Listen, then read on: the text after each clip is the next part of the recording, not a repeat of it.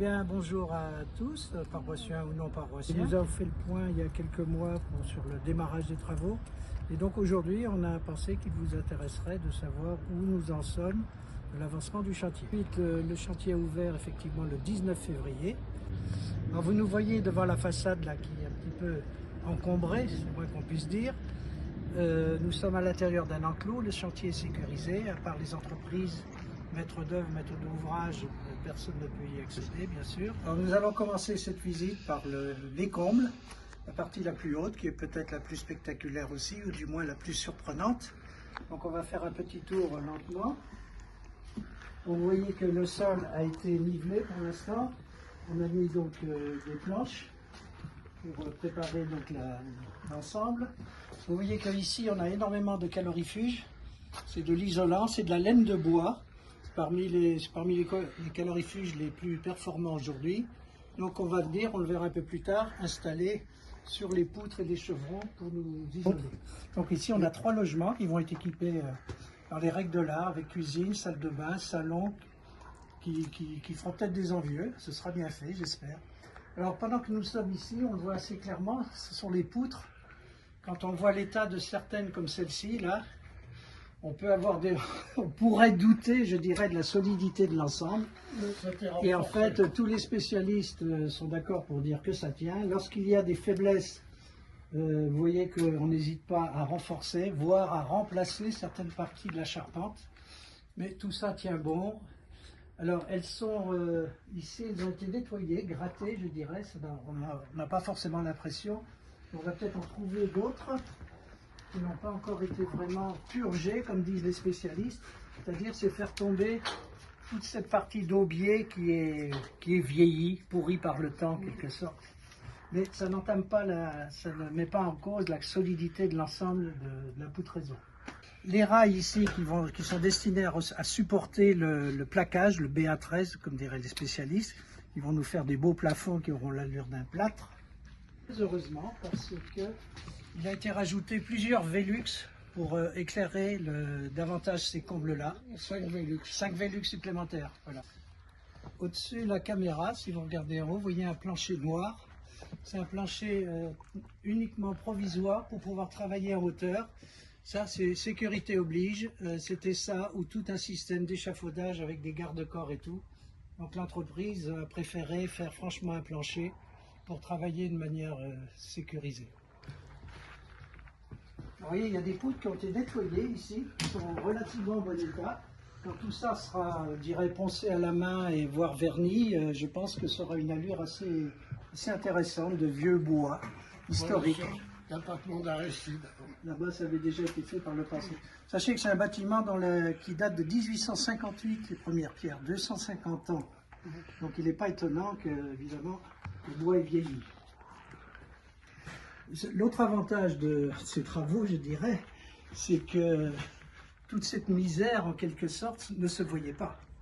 Et on peut imaginer facilement que si on n'avait jamais mis à nu toutes ces poutres, dans l'état où certaines sont aujourd'hui, on peut avoir des doutes sur la tenue dans le temps de l'immeuble. Donc là, on va repartir avec un immeuble restauré, on ne va pas dire neuf, mais suffisamment costaud probablement pour durer plus longtemps que nous tous. Alors on arrive à une partie un petit peu spectaculaire, c'est un trou. Si on se penche un petit peu, il va jusqu'au rez-de-chaussée. Donc c'est ce qu'on appelle une trémie, c'est destiné à recevoir l'escalier qui va partir devant là-bas, ici. Et donc il va monter les 2 étages. Alors c'est très haut parce que sachez qu'on a des plafonds jusqu'à 4 mètres de haut, ce qui n'est pas courant dans les appartements de chacun.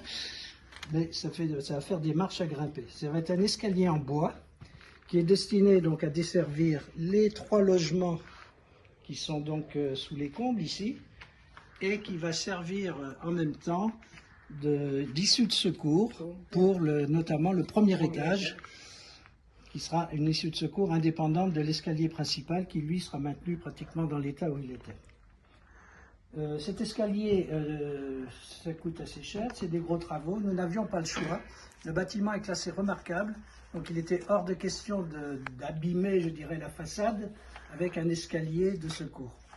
Donc il a été décidé, fatalement, de le faire à l'intérieur, ça nécessite donc des gros travaux.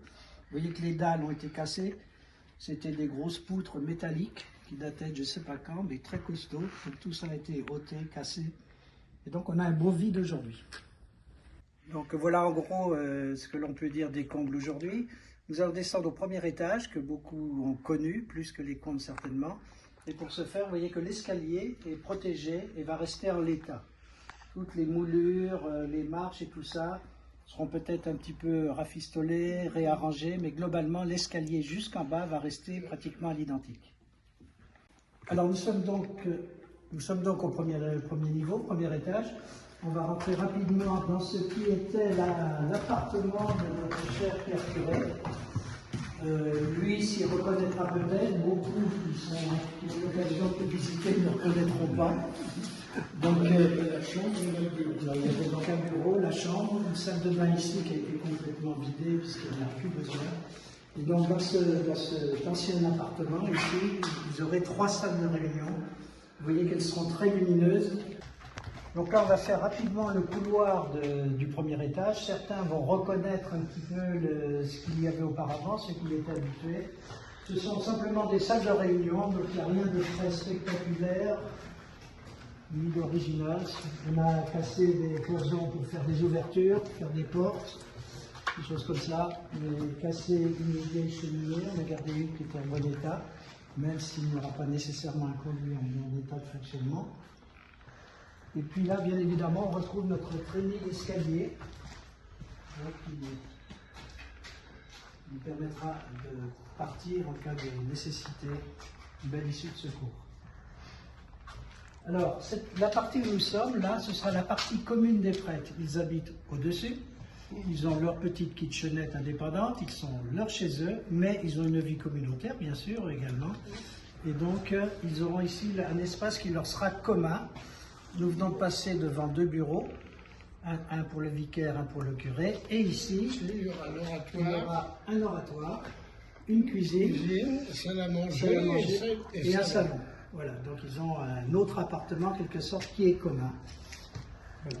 Donc nous sommes dans le petit hall d'entrée que nous avions, en bas de l'escalier monumental, je dirais, que tous ceux qui ont eu l'occasion de rentrer dans l'immeuble ont connu.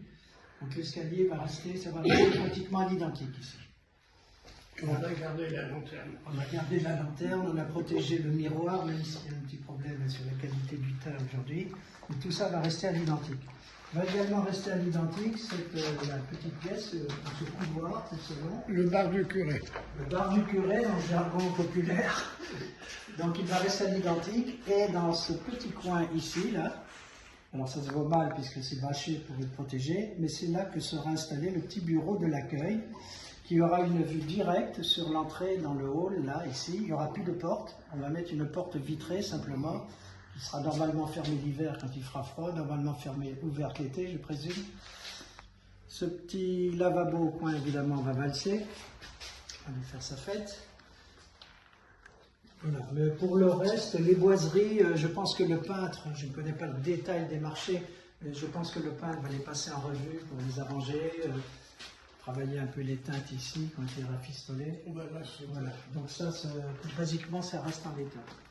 Ici, nous arrivons dans l'ancien accueil, mais ici, on va faire les sanitaires pour les handicapés, avec un accès à cette porte-là, ici, qui également va ouvrir sur l'extérieur, qui sera une issue de secours, et qui sera facilement accessible aux handicapés pour les toilettes qui sont ici.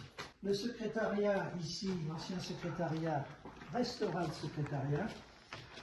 La cloison du fond a été tombée pour pouvoir travailler, mais les dimensions vont rester identiques. On dit, côté secrétariat, ça ne changera a priori rien du tout. Alors, l'escalier donc va partir d'ici. On a déjà vu le trou d'en haut, on le voit d'en bas maintenant.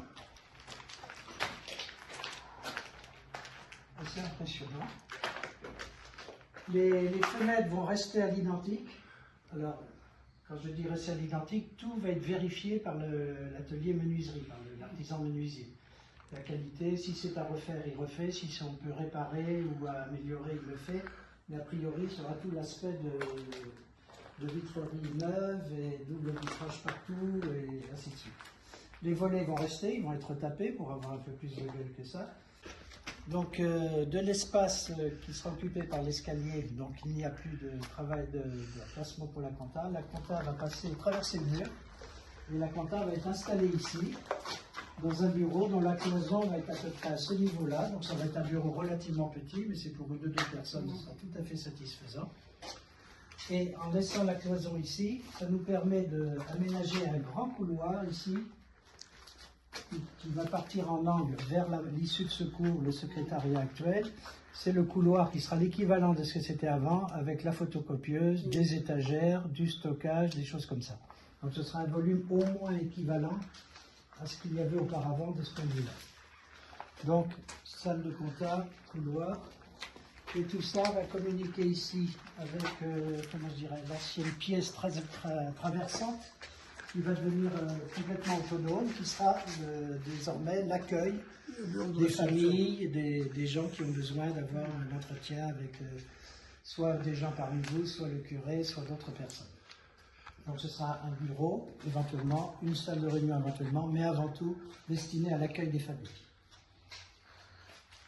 Si vous demandez un retour évidemment à l'entrée, bien sûr, ça va communiquer, ça va être probablement très souvent ouvert cette porte-là, ça va donner une impression de volume, ça va être très bien.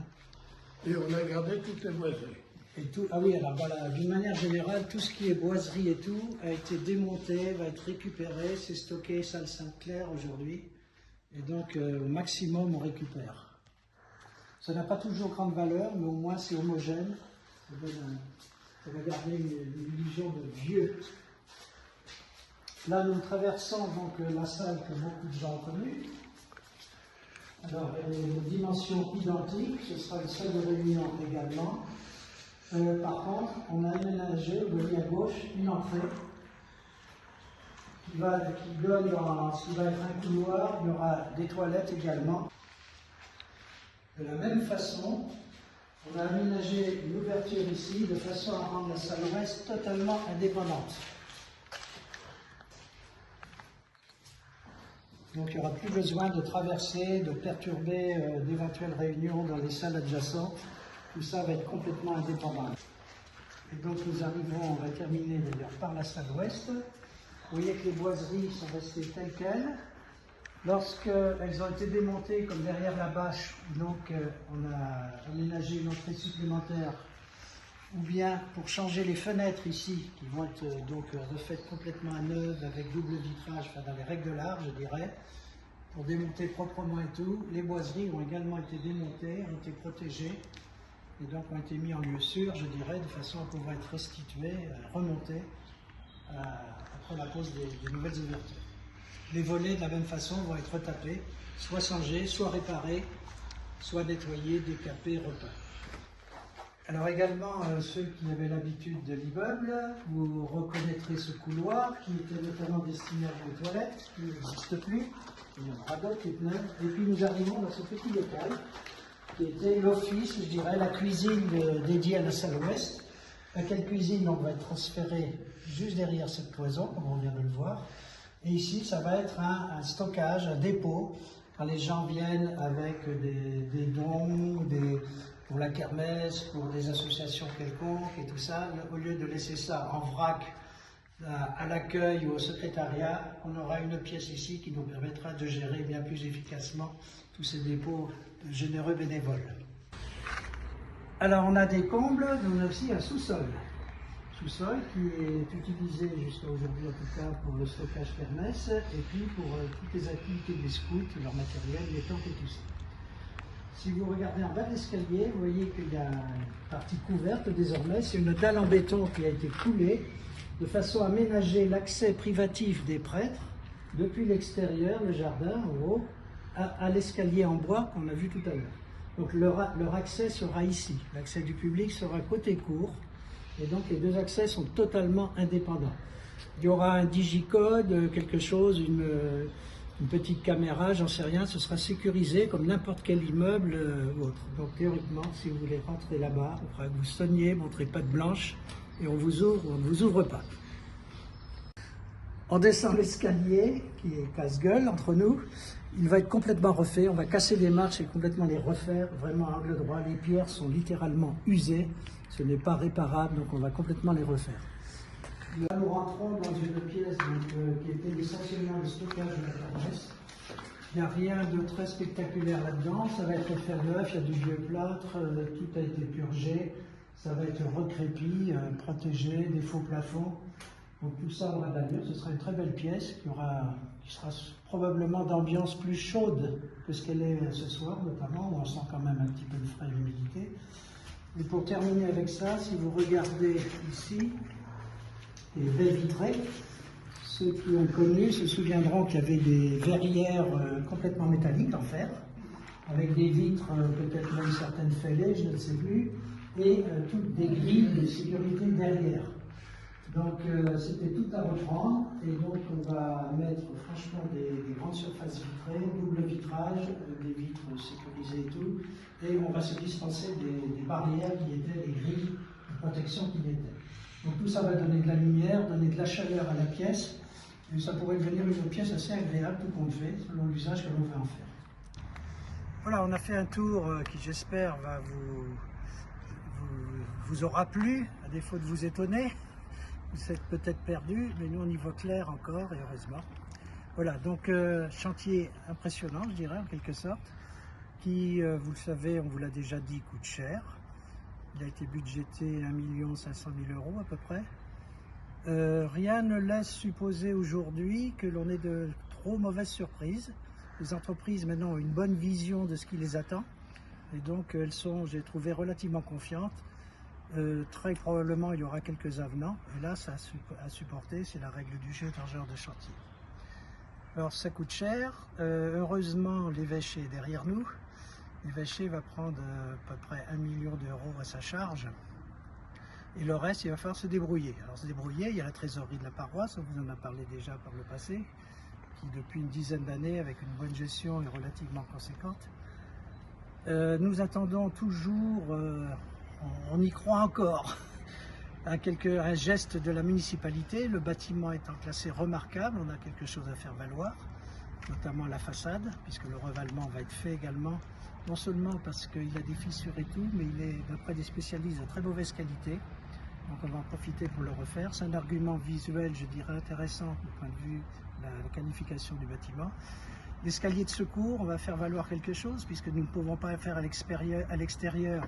Son prix est notablement substantiel du fait qu'il a fallu casser des planchers. Donc ce sont deux gros arguments que l'on fait valoir auprès de la mairie. Il y a eu déjà des discussions il y a 6 mois, c'est un petit peu tombé à l'eau, ça va reprendre. Donc on va rêver un petit peu, je dirais, encore pour la mairie. Et puis une dernière source de financement qui est chez nous, qui nous est interne. C'est moi, c'est vous, c'est nous tous. Vous pourrez voir que à la sortie des églises, des secrétariats, vous avez des affiches qui font un appel aux dons par le biais d'une souscription. Vous verrez des tracts à la sortie des églises également, ou des secrétariats. Il suffit d'en prendre un, c'est très facile. C'est aussi facile que le denier, donc n'ayez pas peur. La procédure est la même, l'adresse électronique est presque la même. Donc vous pouvez scanner les QR codes qui sont affichés, vous pouvez prendre et aller directement sur le site du diocèse. Et sachez que tout ceci vous donne droit à une réduction fiscale de 66%. Donc vous donnez, je ne sais pas, 500 €, 1000 €, ça ne vous coûte en réalité que le tiers. Donc il n'est pas nécessaire de se priver, c'est absorbable, j'espère, pour beaucoup d'entre nous. Les petits dons sont aussi bienvenus que les gros, il n'y a aucun problème là-dessus. Le geste compte autant que le don. Donc voilà, nous faisons confiance à nous tous, on va s'aider, on va se battre pour réussir ce projet jusqu'au bout.